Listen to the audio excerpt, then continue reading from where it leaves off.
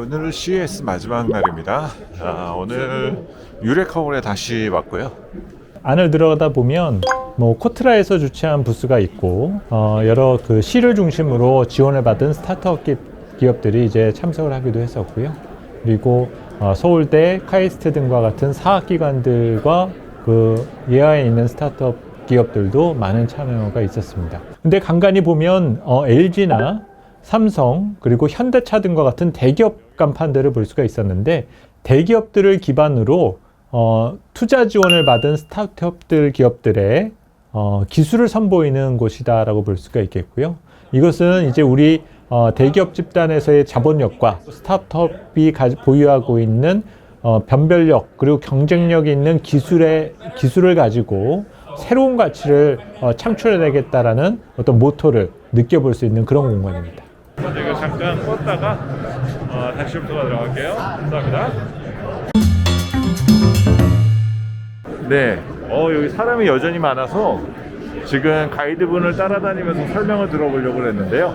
사실 좀 어려운 것 같습니다. 그래서 오늘은 스마트 홈과 게이밍, 특히 메타버스, XR 관련된 내용들 쭉 설명 들어보면서 관련된 내용들 한번 수집해 보도록 하겠습니다. XR 기기에 대한 경험을 한번 하는 내용인 것 같은데, 기다렸다가 한번 시연을 한번 저도 해보도록 하겠습니다. 여기에서부터 이 디지털 헬스케어 관련된 제품들을 많이 만날 수 있었는데요. 사실 디지털 치료제에 대한 아이템을 갖고 많은 기업들이 제품을 출시한다는 얘기를 들었을 땐 조금 생소했습니다. 디지털 치료제? 그냥 우리가 예전에 IT 제품이 조금 잘 나가니까 웬만한 IT 제품에다 그냥 스마트 다 붙인 거하고 다를 거 없는 거 아니야? 생각을 했었는데요. 디지털 치료제라고 하면 IT 기기 등을 통해서 IT 기기가 모을 수 있는 여러 데이터를 기반으로 완벽히 병을 진단할 수는 없겠지만 예방 차원에서 인간에게 여러 신호와 알림을 줄 수 있다. 그리고 그 기능만으로도 충분히 더 큰 사고와 위험을 방지할 수 있다는 취지로 제시를 하게 된 겁니다. 우리가 병에 걸리지 않기 위해서는 약을 먹어야죠. 문제는 그 약의 위험성을 검증하는 데는 상당히 오랜 시간과 비용이 들 수밖에 없습니다. 그런데 전자기기에 해당되는 디지털 헬스케어, 디지털 치료제의 경우는 인체에 대한 위험성이 크지 않다라면 즉시 상용화가 가능하다는 점이죠. 이미 웨어러블 기기에 대한 범용성이 커지고 난 이후에 이처럼 디지털 치료에 대한 관심이 커진다는 것은 상당히 흥미로운 변화가 되기도 했습니다. 이번 CES에서 혁신적인 제품으로 등장한 것 중에 하나가 또 전기와 관련된 제품들이 상당히 많았었거든요. 그러니까 대소변을 보면서 그 과정에 우리가 현재의 건강 상태를 파악하는 데 도움이 된다. 이거를 즉각적으로 파악하고 그 수집된 데이터를 활용해서 앱과 연결하고 그 수집된 데이터가 기존의 데이터와 비교해서 이 사람이 지금 건강 상태가 어떤 것이냐 이런 것들을 진단해 주는 내용들이 있다고 하더군요. 이전 말씀드렸었던 것처럼 디지털 치료제, 디지털 헬스케어 분야는 IT 분야의 성장과 더불어서 엄청난 어떤 외형 성장이 가능할 것으로 기대가 됩니다. 군데군데 저렇게 청소 로봇들이 돌아다니고 있는 모습 등은 이제 흔히 볼 수가 있었는데요. 근데 사실 요즘 우리 실생활 주변에서도 서빙 로봇들을 보고 있지 않습니까? 이제 로봇이라고 하는 어떤 개체에 우리 실생활에 대한 접근이 그렇게 먼 미래에서 있는 일은 아닌 것 같습니다. 제가 카메라를 들어대니까 제 앞으로 와서 각종 어떤 포즈도 취하고 여러 가지의 모습들을 보여주길래 정말 똑똑한 로봇이구나. 그러면서 제가 신기하다라고 해서 카메라로 계속 찍고 있었었는데요. 사실은 저 뒤편에서 어떤 직원분이 계속 조종을 하고 계시더군요. 저 현대차 스타트업 공간에서는 뇌과학자로 유명하신 장동삼 박사가 실제 체험을 하는 그 모습을 찍어볼 수가 있었는데요.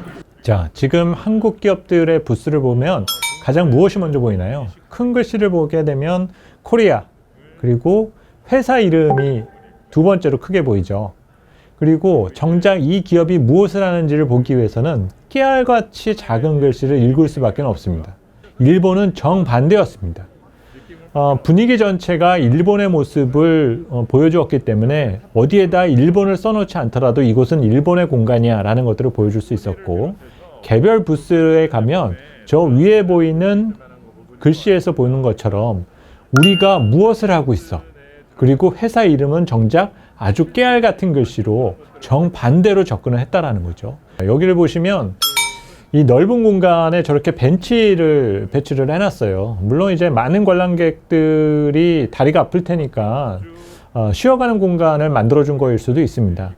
하지만 사실 저 공간은 대부분 중국 기업들이 원래 들어왔어야 되는 공간이에요. 근데 이미 수년 전부터 미국의 무역전쟁과 그리고 제로 코로나 정책 등으로 인해서 중국 기업들이 CS에 참여를 못하다 보니까 저렇게 많은 공간들이 채워지지가 못하고 저렇게 휴식 공간 정도로 남아있는 부스 등이 정말 많았습니다. 네, 중국 기업들이 여전히 남아는 있습니다. TCL을 포함해서 많은 그 가전 디스플레이 관련 기업들이 여전히 명맥을 유지하고 있다는 점 등을 확인할 수는 있었는데요.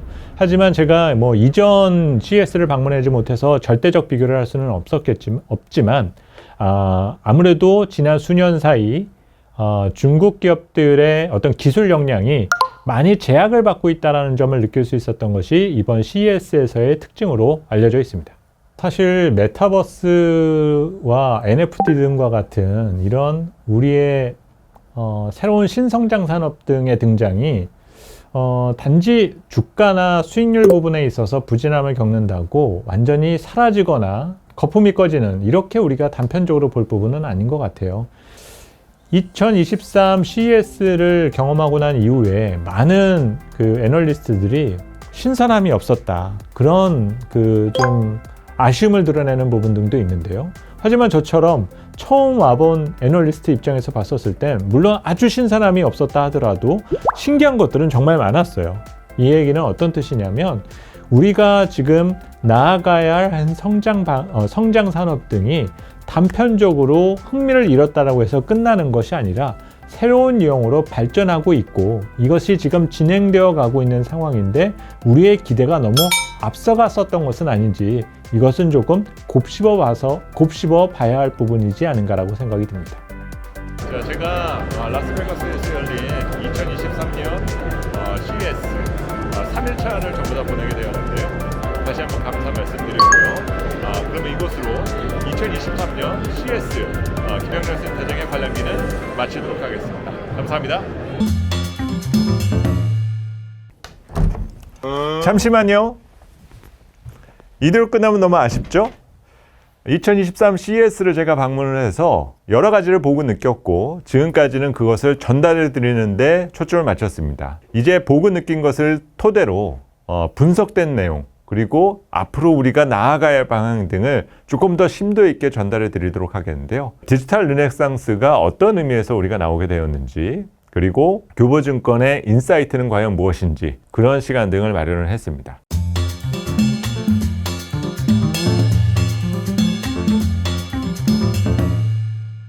혁신이란 크게 4가지의 부류로 나눠지게 되고요. 우리가 뭔가 신선하고 크리에이티브한 것들을 느끼지 못했었다라는 것은 바로 제품에 대한 혁신이 부족했기 때문이겠죠. 스마트폰에 대한 등장이라든지 VR 기기 등에 대한 등장 때 이런 것들이 있었어? 라는 느낌을 받았는데, 지금은 이제 수년 동안 어느 정도는 익숙해진 제품들이 나오고 있다는 겁니다. 이런 제품에 대한 혁신은 눈에 보이는 것이 조금 더 많은 편인 건데, 이 중에서 프로세스 혁신과 기술 혁신은 굳이 소비자나 사용자가 몰라도 되는 혁신 부분이다라는 거죠. 특히 프로세스 혁신과 같은 경우는 기업들의 생산 효율을 높이고 수익성을 높일 수 있는 내부적인 혁신이 현재 진행되어 가고 있고, 기술 혁신과 관련된 부분들도 그렇습니다. 우리가 처음 인공지능이라는 것의 용어를 들었을 때 뭐라고? 기계가 학습을 한다고? 그 자체에 대해서만 우리는 그것이 혁신이다라고 생각을 해왔었는데, 지금은 이런 인공지능도 계속적으로 발전해 가고 있다는 거죠. 만약 신선한 제품이 부족했다라고 해서 혁신이 없다라고 말하는 것은 너무 단적인 표현이 될 수도 있다는 점입니다. 우리가 또 하나 주목해야 되는 것은 비즈니스 혁신과 관련된 건데요.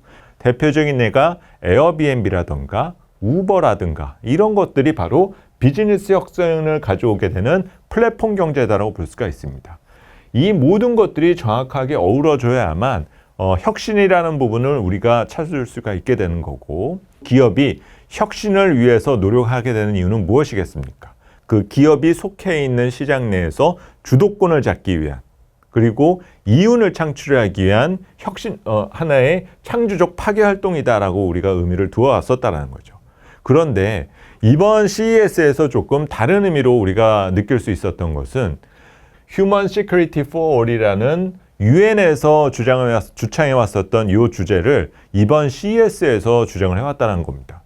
이전 CES하고 무엇이 가장 큰 차이점일까요? 과거에는 자율주행이나 아니면 인공지능 이런 혁신적인 기술과 아이템을 가지고 그 해당되는 기관에 CES의 대주제로 삼았었던 경우들이 많은데, CTA가 주장하는 것은 앞으로 기술의 방향은 인간의 행복을 위해서 사용되어야만 한다는 것들을 주창하고 있고요. 그래서 지금은 혁신적인 제품과 서비스의 등장은 어느 정도 목에는 찬 것 같다. 어떤 혁신적 제품과 서비스에 대한 인프라가 실제 인간에게 보탬이 되는 쪽에 대한 방향으로 가는 것이 조금 더 중요한 메시지가 될 수 있다는 것을 이번 CES에서 강조한 내용이 될 수 있습니다.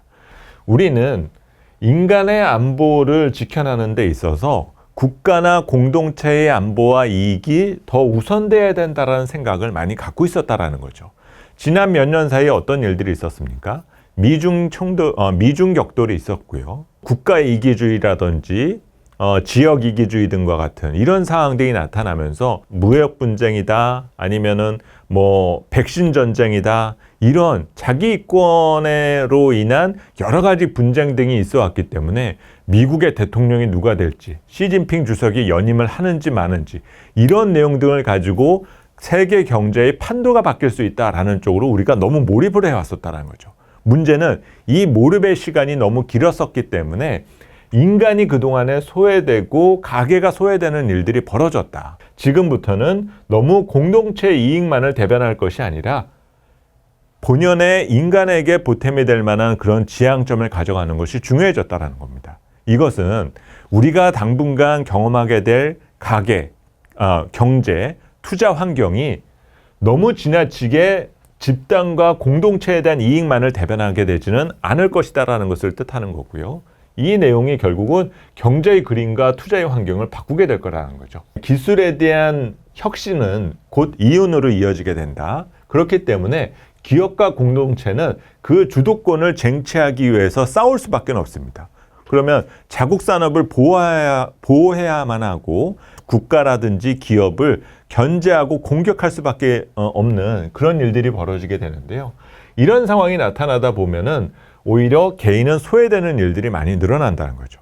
하지만 이제 기술이 인간을 위해서 공헌해야만 그 혁신은 곧 행복으로 이어지게 되고, 발전하는 사회적 가치는 개인에게 소속돼야 된다는 것으로에 대한 전환. 이것은 개인을 먼저 생각하고 이들에게 다가설 수 있는 방향으로 설정해야만 우리가 그 남들과 좀 차별화된 그런 서비스나 어떤 투자의 조언 등을 해줄 수 있는 내용이다라고 볼 수가 있습니다.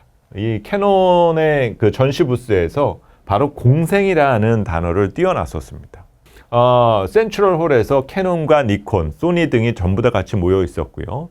분명히 렌즈 시장은 포화 상태에 있었고 성장은 멈춰 있는 시장이라고 볼 수 있습니다. 그런데 그들이 가지고 있는 기술을 기반으로 새로운 것들을 시도를 하고 있었어요. 로봇 기술이라든지 아니면 이제 전장 제품에 대한 투자라던가 이런 요소 등을 진행을 하고 있었는데, 이 캐논의 공생이다라는 표현과 함께 느낄 수 있었던 것은 이들의 경쟁 기업들, 니콘이나 소니, 아니면 서로가 물고 물리는 그런 사이지 않습니까? 서로 적으로 들여야 하지는 않았었다라는 거죠. 본인이 가지고 있는 경쟁력을 승화시키고 기업의 색깔을 바꿔가면서 그 시장을 만들 때 우리가 과거에 경쟁했었던 기업들과 같이 성장해야만 한다. 그것이 바로 디지털 트랜스포메이션의 하나의 정의다라고 볼 수 있을 것 같고요. 그리고 사회 구성원의 가치를 먼저 생각하는 것이 중요하다라는 거죠. 이것은 이제 CES가 단순한 기술 구현에 대한 문제를 제시한 것이 아니라 기업이 이제 바뀐 세상에서 생존하기 위해서 얻어낼 수 있는 것들이 무엇인가, 그리고 지향해야 될 것들은 무엇인가를 그대로 보여준 내용이지 않았느냐 보여집니다.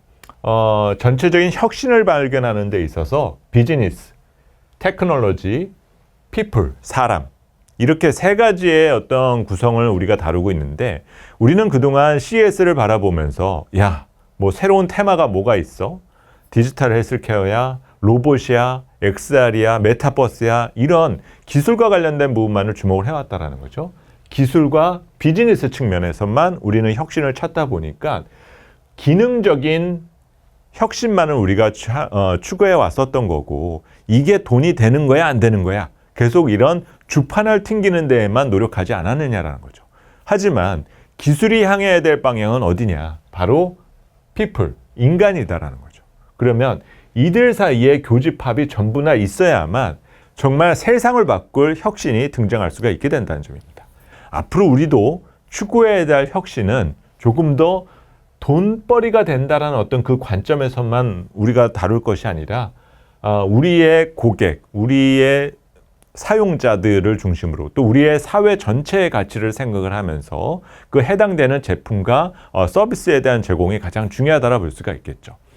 자, 제가 디지털 르네상스라고 표현한 부분은 바로 제가 팬데믹이라는 이슈가 처음 등장을 했었을 때 이런 폭력적 사건으로 인해서 우리의 삶의 모습이 정말 많이 바뀔 것 같다.